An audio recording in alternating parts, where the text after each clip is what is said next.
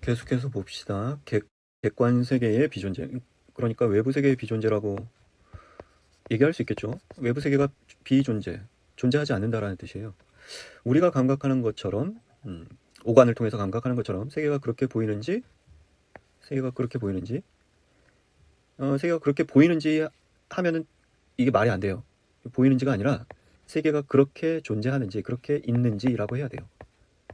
우리가 감각하는 것처럼, 뭐 예컨대 시각을 통해서 감각하는 것처럼 세계가 그렇게 있는지 혹은 존재하는지 이렇게 해야 맞아요. 감각하는 것처럼 보이겠죠. 보이는 건 감각하는 것처럼 보이죠. 보이는 것은 그 감각하는 것처럼 보이는데 세계가 실제로 그렇게 존재하는지 있는지 그렇게 존재하는지 확신할 수 없다라고 해야 정확한 문장이 되겠죠. 이 문장은 그래서 굉장히 잘못된 문장입니다. 예, 그 생각을 해보면 그렇죠. 논리적으로 비판을 해볼 수 있잖아요. 우리의 지각이 확신할 수 없다 해도 우리의 지각이 실제 하는 대상, 진짜 있는 대상, 진짜 있는 대상, 무언가 있다는 거죠. 우리를 둘러싼 세계가 실제하는 대상에서 나왔다는 것을 확신할 수 있는가? 다시 말해서 대상은 객관적으로 실제하는가? 이때 대상은 외부 세계를 그대로 얘기하는 겁니다. 예컨대 여러분 앞에 컵이 하나 놓여 있다고 해봅시다. 우리가 이 컵이 진짜로 있는지 없는지, 컵이 보이죠? 보이는 그대로 존재하는지, 그대로 존재하는지 이렇게 의심을 해볼 수 있죠. 그 다음 의심은 뭡니까? 이게 진짜 있는지, 이게 두 번째 진짜 존재하는지 또 의심을 해볼 수 있다는 겁니다. 지금 여기서는 그걸 이렇게 표현한 거예요. 대상이 객관적으로 실체하는가? 있다면 우리는 대상의 존재를 학문의 기초로 끌어들일 수 있다는 거예요. 만약에 진짜 존재한다면 그렇겠죠. 확실한 기초가 될 수 있겠죠. 자, 계속해서 봅시다. 하지만 외부 세계의 대상들이 실제로 존재한다고 가정해서는 안 된다는 거예요. 곧바로 그냥 꿈이 있기 때문이죠. 우리는 꿈을 꿔요. 꿈속에서 우리 마음이 만들어낸 많은 이미지들, 여기서는 관념들이라고 쓰십시오. 많은 관념들을 보게 됩니다. 실제로 본다는 착각을 하죠. 눈을 감고서 여러분들은 많은 걸 상상할 수 있죠. 용을 한번 떠올려 보세요. 지금 용이 보이지 않나요? 물론 감각을 통해서 보이지는 않는 거지만 머릿속에 관념들을 만들어낼 수 있다는 거죠.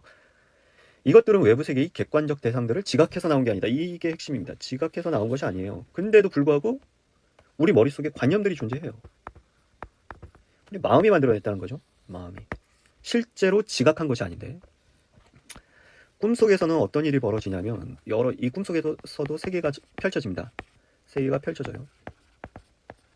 근데 이 꿈이 원래는 지금 현재 여러분들 눈앞에 보이는 세계는 지각해서 보이는 거잖아요.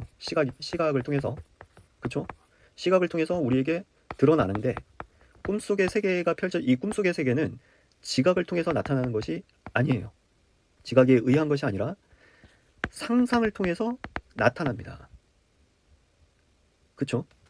그렇다면 그냥 그대로 있다고 우리 눈앞에 보이는 세계가 그냥 그렇게 있다라고 확신할 수 없게 돼요.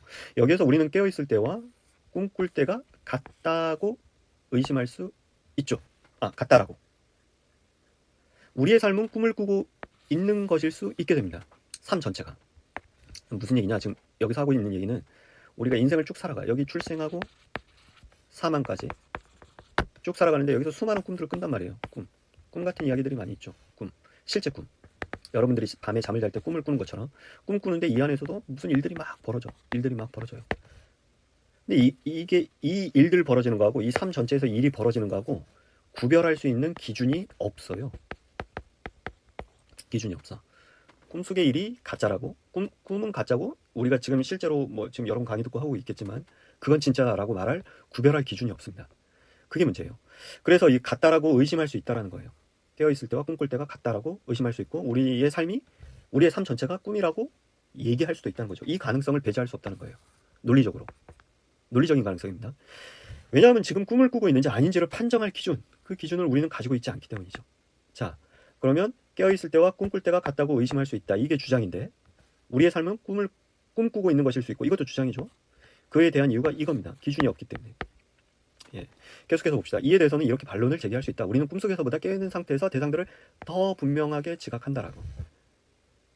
그렇게 꿈과 현실을 구별할 수 있다라고 얘기도 합니다. 하지만 어떤 사람들의 꿈은 현실보다 더 생생하게 대상이 나타납니다. 그렇죠. 진짜 같은 꿈이 있잖아요. 진짜 같은 꿈. 그리고 가짜 같은 현실이 있죠. 진짜 같은 꿈이 있고 가짜 같은 현실이 있어요. 요즘 우리 사회가 그렇죠. 가짜 같은 현실이죠. 되게. 자, 이 중에 어느 게 더 진짜냐? 이게 진짜라고 확 단정할 수 있을까요? 이게 정말 실제다 라고 얘기할 수 있을까? 그렇지 않다라는 거예요. 이 단계의 의심은 지나치게 과격하다, 뭐 그렇게 얘기할 수 있겠지만, 하지만 이 의심이 의미하는 바가 무엇인지 정확하게 고찰해 봐야 한다, 따져봐야 한다, 뭐 고찰해 봐야 한다, 이렇게 바꾸십시오. 이 표현이 고찰해 보아야 한다, 이 표현이 더 좋습니다. 우리가 항상 꿈을 꾸고 있으며 우리의 삶 전체가 꿈에 지나지 않는다고 해도, 여기도 이렇게 바꾸십시오. 꿈에 지나지 않는다고 해도 이상할 것이 없다. 데카르트는 이 점을 말하려는 것이 아니다. 그것이 의미하는 바는 그렇다. 지금 혹은 그 어느 순간에도 우리가 보고 있는 것이 우리 마음이 만들어낸, 여기가 중요합니다. 우리가 보고 있는 것이 이게 실제라는 거죠. 이 실제를 우리 마음이 만들어낸 상상의 그림에 지나지 않는지를 확신할 수 없다라는 거예요. 이게 데카르트에게 가장 문제가 됐던 거는 이 확신할 수 없다라는 점이에요. 확신할 수 없다. 우리가 깨어있는 상태를 꿈의 상태와 구별할 기준을 가지고 있지 않다면 지금 이 순간 우리가 꿈을 꾸고 있는지 아닌지를 확신할 수가 없다. 계속 확신할 수 없다 그러죠. 확신할 수 없다. 확신할 수 없다. 따라서 외부 세계의 대상들의 존재는 확실하게 인식될 수 없고, 그렇죠? 따라서 학문을 위한 확실한 기초가 될 수도 없게 됩니다. 외부 세계의 존재는 의심이라는 시험을 통과하지 못한다는 거죠. 데카르트에 따르면 외부 세계가 진짜로 존재하는가? 의심해 보면 없다라고 얘기할 수 있다라는 거예요. 그러니까 없다라고 단정 지을 수는 없지만 없다라고 단정은 불가. 진짜 그렇게 있는지는, 진짜 있는지는 의심, 가능, 이렇다는 거예요. 그러니까 이 말은 바꿔 얘기하면 확신 불가. 이 말을 하고 싶은 거예요. 확신이 불가하다. 확신이 불가하기 때문에 확실하지 않다. 이렇게 얘기한 겁니다.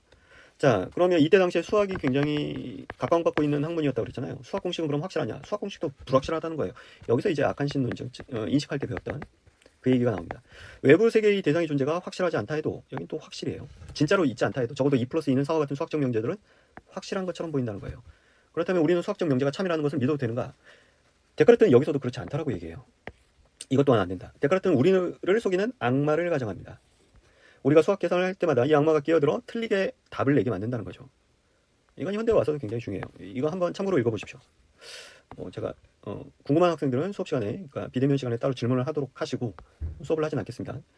이 의심은 다른 모든 의심보다 더 과격하다. 이는 우리가 근본적으로 아무것도 알 수 없다는 주장이기 때문이다. 이렇게 바꿔야 돼요. 더 과격하다. 왜냐하면 이렇게 바꿔야 돼요. 주장이기 때문이다. 문장은 이렇게 해야 정확하게 되죠. 그렇게 쓰면 안 되겠네요. 죄송합니다. 예, 주장이다. 과격하다. 이것은 우리가 근본적으로 아무것도 알 수 없는 주장이다. 왜냐하면 여기서 이유가 나오네요. 악마가 수학 계산에서만 우리를 속이겠는가? 우리가 사유하는 지금 이 순간에도 속이고 있을지 모르기 때문이다. 그렇죠? 이렇게 쓰는 게 맞겠네요. 계속해서 봅시다. 물론 이러한 세 번째 단계의 과격한 의심은 유지될 수 없다. 왜냐하면 수학 판단에 전제되는 논리는 우리가 아무것도 알지 못한다는 점을 논증하는 과정에서도 전제되어야 하기 때문이다. 그렇죠? 하지만 꿈을 통해서 대상의 존재를 부정했던 두 번째 단계의 의심은 어떤가? 이 의심 때문에라도 우리가 알고 있는 그러한 외부 세계가 존재하지 않는다고 해야만 할까? 우리가 알고 있는 그러한 외부 세계가 존재하지 않는다고 해야만 할까? 이에 대해서 다음에 세 가지 답이 있다. 첫 번째, 대상 실제론. 이게 첫 번째 답입니다. 실제 있다라는 겁니다. 실제로 존재한다. 이게 이제 상식적 입장에 부합하죠. 이게 가장 상식적 입장입니다. 실제로 존재한다는 입장. 데카르트의 입장은 뭘까요? 알 수 없다라는 거예요. 이게 이제 우리가 아까 말했던 이제 대상 실제론 두 번째 얘기고, 첫 번째 얘기는 알 수 없다. 이게 데카르트의 얘기입니다. 자, 대상 실제론은 외부 세계가 인간 의식과, 자, 여기 나오죠. 외부 세계가 인간 의식과 독립적으로 존재한다는 입장입니다. 이는 다음의 둘을 함축하는데요. 포함하고 있다는 거죠. 첫째, 세계가 실제로 존재한다는 입장이에요. 그렇죠? 이게 가장 상식적인 입장이라고 얘기했잖아요. 둘째, 이 세계를 지각하는 정신과 이 세계는 독립적이라는 거예요. 이 정신, 우리는 정신을 통해서 세계를 바라보잖아요. 물론 감각기관을 통해서 우리에게 그 감각 정보들이 전달이 되는데, 잠시만 돌아가서 얘기해 봅시다. 인식의 과정을 조금 더 구체적으로 얘기해 드리면, 경험론자들이 말하는 감각 과정을 한번 살펴봅시다. 경험론자들은 이 경험을 통해서 우리 안에 뭐가 들어옵니까? 인상이 생긴다고 얘기해요. 이 인상은 쉽게 얘기하면 이미지예요. 그림들. 인상이 만들어지는데 이 인상 그 자체로 우리에게 머릿속에 들어가느냐, 세계가 만들어지느냐, 그렇진 않고 이 인상이 추상화되면서 관념들이 생겨난다고 말합니다. 이 관념을 우리가 실제로 의식하는 거죠. 인식하는 거예요.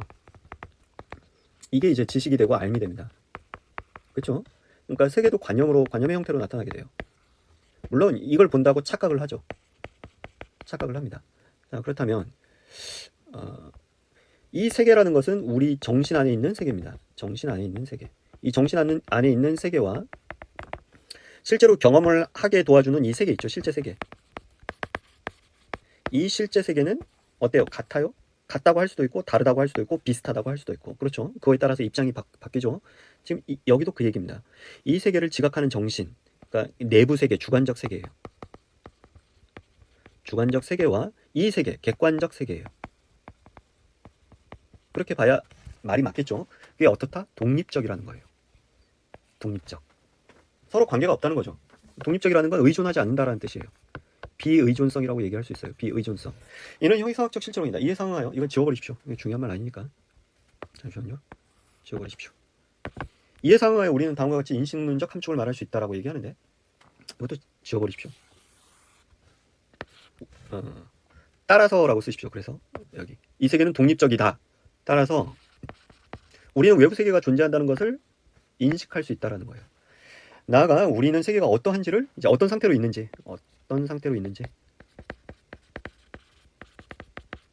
인식할 수 있다. 우리가 세계에 관해 인식한다는 것은 모든 것을 안다는 것이 아니라 모든 것을 인식한다는 것이 아니라 같은 말이에요. 그래서 적어도 몇몇 사항에 대해서 안다는 말이다. 이는 인식론적 실제론이다. 이것도 지워버리십시오. 이런 말들은 여러분들 아실 필요가 없어요. 이런 실제론의 가장 상식적인 입장이 있는데 첫 번째 여기 곧바로 갈까요? 이건 소박한 실제론의 입장. 이 말은 알고 계셔도 됩니다. 실제론의 가장 상식적인 입장이 있는데 세계가 우리에게 드러나는 대로 그렇게 존재하기 때문에 있는 그대로 존재하기 때문에 우리는 세계가 어떤 상태에 있는지를 안다. 이게 소박 실제론의 입장이에요. 가장 이게 일반인들의 상식이에요. 우리에게 보이는 그대로 존재하는 거지 뭐. 그렇게 얘기하는 거죠. 이게 첫 번째 입장. 근데 무슨 얘기를 합니까? 그러나 이 입장은 믿을 게 못 된다는 거예요. 왜냐하면 앞절에서 이미 설명한 것처럼 감각은 사람을 속이기 때문에 그렇죠. 세계는 우리에게 드러나는 대로 그렇게 항상 존재하지는 않는다는 거예요. 그렇죠. 우리에게 보이는 그대로 존재한다라고 확신할 수 없잖아요. 확신할 수 없어요. 아까 제가 잠깐 설명드렸던 것처럼 인간에게 보이는 세계랑 물고기나 새에게 보이는 세상이랑 이 둘 중에 어느 게 진짜 모습이에요? 그건 알 수 없잖아요. 우리가 왜곡되게, 그러니까 쉽게 얘기하면 우리가 왜곡되게 보는지 혹은 새가 왜곡되게 보는지 아니면 둘 다 제대로 보고 있는 건지 알 수가 없다는 거죠. 예를 들면 모니터가 우리에게는 이렇게 네모나게 보이는데 새에게는 이렇게 보일 수도 있잖아요. 어느 게 진짜예요? 이 둘 중. 그걸 알 수 없다는 거예요. 세계는 우리에게 드러나는 대로 그렇게 항상 존재하지는 않는다. 이로써 소박한 실제론의 입장은 아주 쉽게 논박이 돼버립니다. 이게 문제라는 거예요. 이래서 개선된 실제론이 나타나는데 특정한 조건이 충족되면 세계는 우리에게 드러나는 그대로 존재한다는 거예요. 이게 바로 계몽된 실제론. 계몽이라는 말 참. 계몽된 실제론. 지워버리십시오. 계몽된 실제론의 입장이다. 이 계몽된 실제론이라고 하지 않고 어떻게 얘기할까요? 과학적 실제론이라고 하십시오. 과학적 실제론. 과학적 실제론은 어떤 상황에서 세계가 우리에게 드러나는 대로 그렇게 존재하는지를 우리가 결정할 수 있는 과학적 기준, 계몽된 기준이 아니라 과학적 기준을 제공해야 할 과제를 가진다는 겁니다. 경험적 지각에 대한 두 가지 기준으로 건전한 지성과 과학이 제시됩니다. 그래서 이 두 가지 입장으로 다시 나뉘는데 첫 번째 건전한 지성, 두 번째 과학. 대륙의 합리론은 이성을 강조하므로 감각적 지각을 낮게 보고 그렇죠. 없다라고 얘기하는 게 아니라 이성을 더 우선시한다는 거예요. 이성에 의해 바라본 세계가 더 정확하다. 반면 영국의 경험론자들은 감성에 근거하죠. 이성보다는. 그러니까 경험에 근거한다는 거예요. 쉽게 얘기하면. 우리 신체를 아주 중요하게 보겠죠. 따라서 감각지각의 대상인 현실 세계의 존재를 인정한다. 이게 뭐 실제론이라고 하는데 그렇지 않습니다. 이 입장도 완전히 이게 지금 잘못 서술하고 있는데 실제로는. 그러니까 이 입장이 나뉠 수 있다 정도로 뭐 이해하십시오. 이걸 지워버리십시오. 이렇게 쓰면 안 됩니다. 상식적 실제론, 이 입장만 이해하십시오. 이렇게 두 가지 건전한 지성과 과학이 제시할 수 있는데 상식적 실제론은 건전한 지성이 기준이 되는 입장입니다. 나중에 이제 오프라인 시간이나 혹은 동영상 강의로 보강을 하게 된다면 그때 조금 더 자세하게라기보다는 그 정리된 입장을 설명드리도록 하겠습니다. 인간이 가진 지성의 건전성을 믿는 실제론이 있다. 우리가 가진 지성에 따르면 세계 속의 대상들은 특정 상황 속에서 우리가 그것을 지각하는 것처럼 그렇게 존재한다는 거죠. 이러한 주장의 확실성, 나아가 사물의 실제함의 확실성은 지성이 제공한다는 거예요. 지성. 플라톤 이래 데카르트 등은 가장 확실한 여기 그냥 합리론이라고 하십시오. 합리론자들입니다. 전부. 합리론자들은 가장 확실한 인식의 대상을 사물이 아니라 사물의 관념이라고 말합니다. 자, 다시 한번. 가장 확실한 인식의 대상을 사물이 아니라 사물의 관념이라고 얘기합니다. 인식의 대상을. 토마스 리드는 대상과 우리 사이에 관념들이 존재한다는 관념을 거부한다. 우리는 관념이 아니라 대상을 직접 지각한다. 내가 이 나무를 보고 있다라고 할 때 세계 속의 한 대상을 지각하고 있다고 우리는 생각한다. 이는 우리 지성의 발로이다 라고 얘기합니다. 무어는 이 토마스 리드라는 사람하고 여기 끊으십시오. 끊고 요 입장은 합리론자들의 입장이라고 생각하시고 그 다음에 제가 왜 이런 얘기를 하냐면 지금 이 서술이 지금 굉장히 잘못돼서 그래요. 상식적 실제론의 입장은 이 사람들의 얘기예요. 이 합리론자들의 얘기가 아니라 이거 사실상 이게 왜 들어왔는지 모르겠는데 토마스 리드하고 무어라는 사람. 무어는 이런 외부 세계의 대상의 존재에 대한 증명으로 본다. 그는 자신의 두 손을 얼굴 위로 올리면서 말하죠. 이것은 한 손이고 이것은 다른 한 손이다. 이렇게 말하는 것이 정상적이라는 거예요. 상식적이고 여기에서 우리는 두 손이 존재하며 그래서 외부 세계가 존재한다고 결론을 내릴 수 있다라는 겁니다. 이러한 외부 세계의 증명을 받아들이지 않는 사람은 건전한 지성이 없는 사람이라는 거예요. 과연 그럴까요? 저는 그렇지 않다라고 봅니다. 플라톤 이래 데카르트 등은 가장 확실한 인식의 대상이 사물이 제가 설명을 드릴게요. 합리론자들은 어떻게 보는 거냐? 나무가 있습니다. 우리가 있죠. 이게 이제 외부 세계를 대표하는 거겠죠. 봅니다. 근데 인식의 대상이 무엇이냐? 요 나무 이걸 이름을 붙여볼게요. 이름을 알파라고 이름 붙여봅시다. 알파라는 나무가 있어요. 이거 소나무인데 실제로는. 그럼 이 인식의 대상이 요 알파라는 대상이냐? 아니라는 겁니다. 실제로 인식의 대상은 요 소나무, 그러니까 나무라는 개념입니다.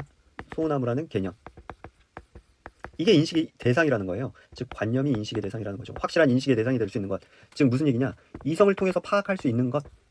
이 알파를 파악하는 것, 이 소나무라는 걸 파악하는 것은 감각이에요. 우리에게. 이 눈이라는 감각. 그렇죠? 이 눈을 통해서 이 알파를 지각합니다. 근데 우리 머릿속에서 인식하는 것은 실제 알파가 아니라 이 알파를 통해서 상기되는 관념, 즉 나무라는 관념이라는 거예요. 합리론자들은 그렇게 바라봐요. 근데 토마스 리드와 무어라는 사람은 그러니까 요 건전한 실제로운 건전한 실제론의 입장. 이 사람들은 요걸 본다는 거죠. 요걸. 그러니까 입장이 좀 다른데 갑자기 튀어나왔어요. 요거는 지우셔도 되는데 넘어가고. 자, 있다는 입장이죠. 자, 이에 대한 반론입니다. 이러한 논증으로 어떻게 회의주의가 반박될 수 있는지는 석연치 않다. 내가 내 손을 보고 있을 때 이는 손이 존재한다는 것을 의미하는 것이 아니다. 손은 나의 마음의 상상에 불과할 수도 있다. 그죠? 왜 이런 주장이 나올 수가 있을까요? 꿈과 현실을 구별할 수 없기 때문에. 구별할 기준을 가지고 있지 않기 때문이죠. 기준이 없기 때문에. 여러분들 이 꿈과 현실을 구별할 기준을 아는 학생이 있을까요? 이걸 왜 구별 못해? 라고 얘기하는 학생들이 있을지 모르겠는데 그 한번 논증해 보십시오. 이게 실제로 구별할 기준이 있다라는 논증을 할 수 있는 학생들은 장단컨대 노벨상을 받을 수 있을 정도의 학문적 소양을 갖춘 학생입니다. 이거 아무도 구분 못합니다. 아무도 구분 못해요. 사후세계가 존재하는지 없는지를 아무도 증명하지 못한 것처럼 이것도 기준을 갖고 있다면 누군가가 벌써 얘기했겠죠. 구별 못합니다. 한번 할 수 있는 학생은 한번 해보십시오. 재밌겠죠? 예. 두 번째 발론 봅시다. 대답 봅시다. 이들은 뭐라고 돼요?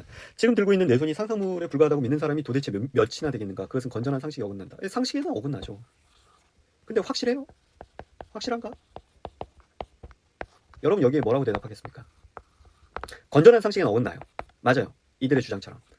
근데 확실한가 물어보면 대답하기가 애매해집니다. 그렇죠? 그래서 나온 입장이 과학적 실제론입니다. 로크의 입장인데요. 과학적 실제론자들은 무엇이 실제하는지를 과학이 결정해 준다고 믿습니다. 이들은 기준점을 과학이라고 본 거예요. 이게 기준이 된다는 거죠. 이 입장의 초기 대변자가 존 로크인데 이렇게 얘기하는 것도 사실은 틀립니다. 이렇게 얘기하면 안 되는데 지워버리십시오. 실제로 있는 세계에 대한 심상은 인상하고 같은 말이에요. 즉 이미지죠. 심상과 우리 마음에서 이것도 잘못 쓴 겁니다. 우리 마음에서 나온 심상. 자, 실제로 있는 세계에 대한 심상. 요거를 그러니까 객관 세계에 대한 지각. 객관 세계에 대한 지각. 그러니까 외적 지각이라고 표현합니다. 요거는 우리 마음에서 나온 심상은 내적 지각이라고 합니다. 예, 내부 세계에 대한 지각이죠.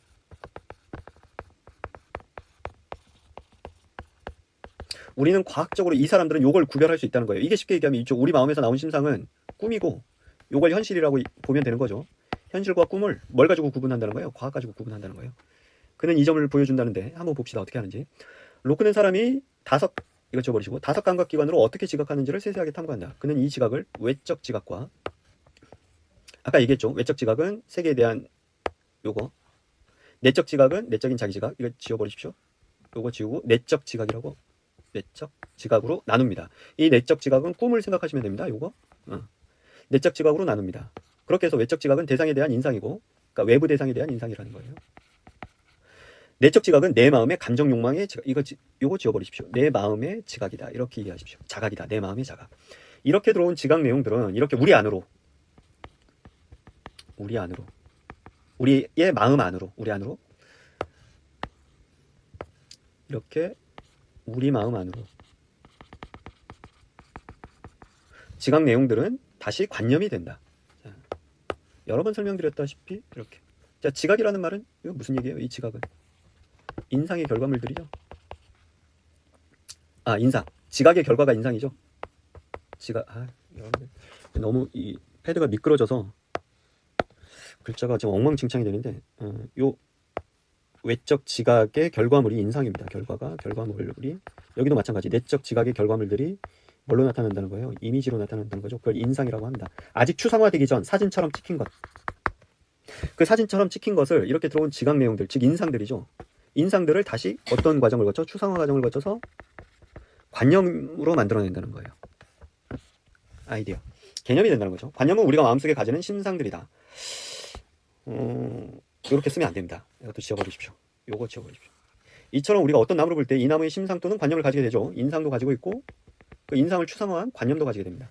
이 관념은 결국 이 관념이 아니라 이 인상은 나무의 단순 모사이기 때문에, 단순 모사는 사진처럼 찍혔다는 거예요. 사진이라는 거예요. 인상이죠. 관념이 아니라 나무의 존재를 확인해 주는 것이다. 지각에 의해서 우리 마음에 관념이 형성되는 것은 외부 대상 사물이 존재하기 때문이라는 거예요. 그럴듯하죠. 예, 우리가 어떻게 세상 사물을 지각하게 되는지 그 과정을 논증하고 있습니다. 그럴듯합니다. 로크는 다시 관념을, 이게 완전히 추상화된 거죠. 다시 단순관념, 복합관념, 추상관념으로 나눕니다. 단순관념은 앞에서 말한 것처럼 감각지각을 통해 마음에 직접적으로 만들어지는 관념이에요. 직접적으로 만들어지는 관념, 관념 맞습니다. 여기는 형태색, 소리의 관념이 속한다. 따라서 내가 나무를 지각한다면 다양한 단순관념들의 관념들의 다발이라고 표현합니다. 다발을 가지게 됩니다. 나무는 여러 색 형태를 가지기 때문이죠. 이게 단순관념이고. 자, 첫 번째, 이게 단순관념입니다. 감각지각을 통해 마음이 직접적으로 만들어지는 관념. 두 번째, 마음은 단순관념들을 결합 또는 분려서 복합관념과 추상적 관념을 만들어냅니다. 다시 한번, 복합관념과 추상적 관념을 만들어낸다. 복합적 관념이 얘가 금으로 이루어진 산이라는 관념이라는 거예요. 이러한 산은 존재하지 않지만 나의 마음속에서 황금이라는 단순관념, 산이라는 단순관념을 연결시킬 수 있다. 즉 복합관념은 뭐냐? 단순관념의 결합이라는 거예요. 결합. 이게 뭐다? 복합관념이다. 단수면제, 복합명제할 때하고 똑같습니다. 예. 그렇다면 황금산이라는 복합관념이 생긴다. 이제 세 번째, 여기가 이제 복합관념에 대한 예시를 설명하고, 세 번째 추상적 관념, 기하학적 도형인 삼각형이라는 관념.